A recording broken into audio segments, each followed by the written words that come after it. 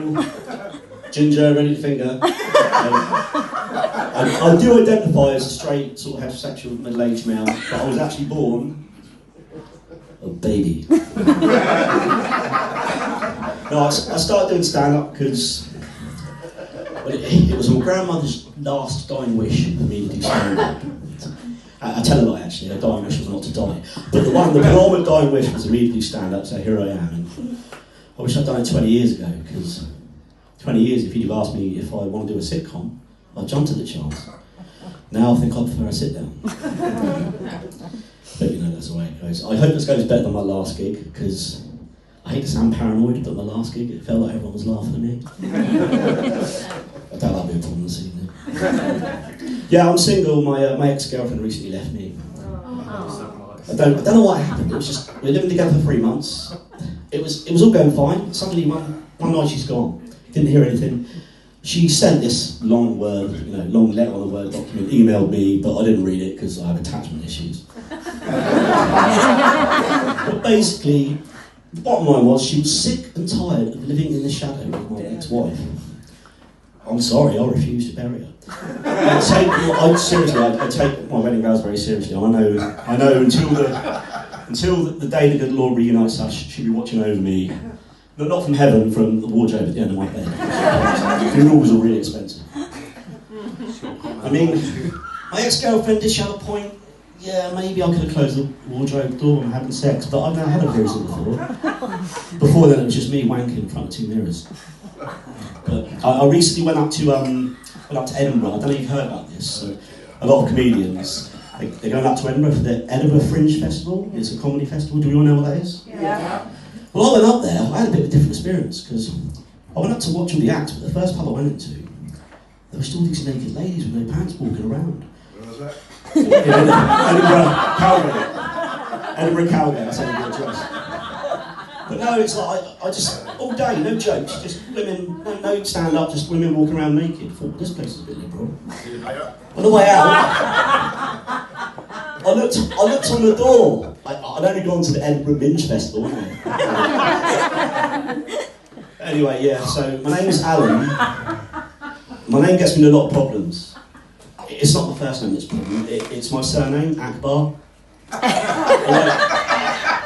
Wherever I go, randoms always shouting out my name. It's like, I was flying to Spain last summer.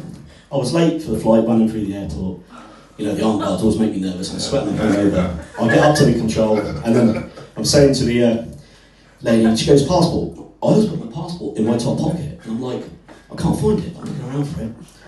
She goes, what's your name, please? I went, oh, Alan Akbar. She goes, it's an unusual name, you got to admit. So she's Alan Carr, like the comedian. I went, no, Alan Akbar. And then, you know, looking for the passport, she's like, I'm sorry, like, Alan Ackland. No, Akbar, Alan Akbar. She can't hear me, I'm kind of out of breath because I'm running, I'm hungover. And she says, oh, Alan Clark. And I just lost it, I was hungover, I'm tired, and I said, Alan Akbar, Alan Akbar! Suddenly the cops are on my face, I'm like this, dogs barking in my face. I'm not going to Spain, I'm going to Cuba. It's just, it's always been a bit of a nightmare really, like, anywhere I go, randoms always shout my name. Doesn't matter if I'm clubbing in Paris or, waiting for a train in Madrid. Even on holiday in America, I was just watching this, I was in Boston watching a marathon. Some mate shouts out my name from nowhere. I was at this Ariana Grande gig in Manchester once, what mate? I know when I'm in there. You can all be responsible.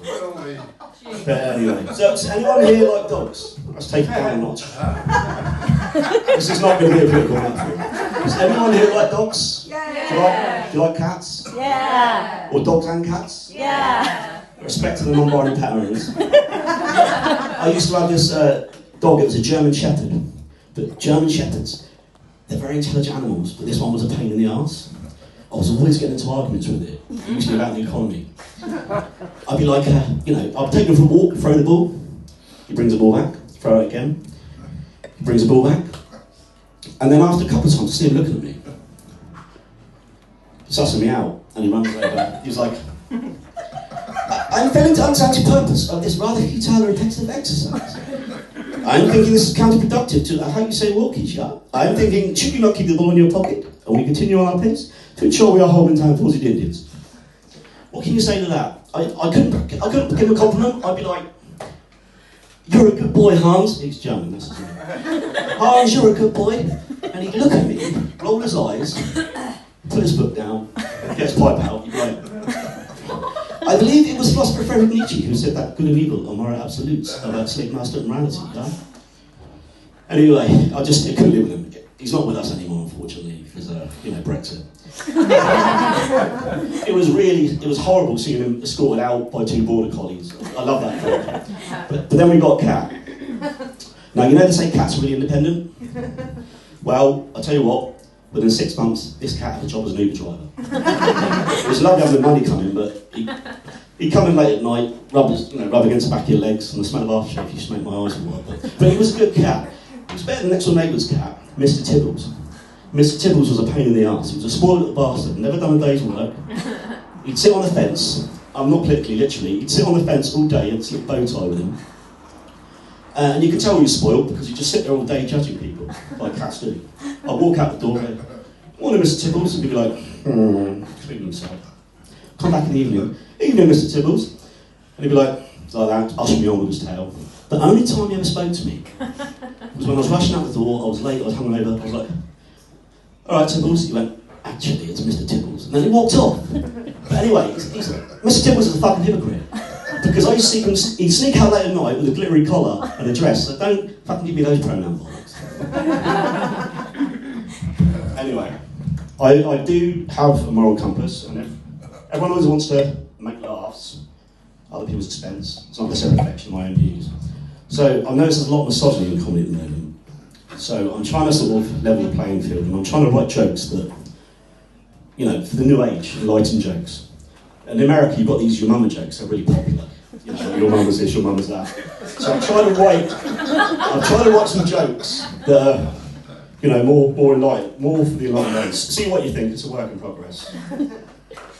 Your mum is so fat, wait for it, that she provokes socially inherent misogynist tendencies in my psyche that I never even noticed were present before, not even on a subconscious level, dormant in my psyche. That's the thing for that.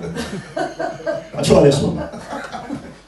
Your mum is so cheap, I heard she closed 10 points below the Nasdaq stock at the end of her last fiscal quarter.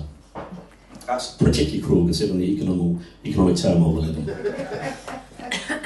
Your mum is so warm and welcoming that a deeply maternal instinct triggers my bandwidth insecurities and makes me project a false macho persona to overcompensate my deeply rooted inadequacies.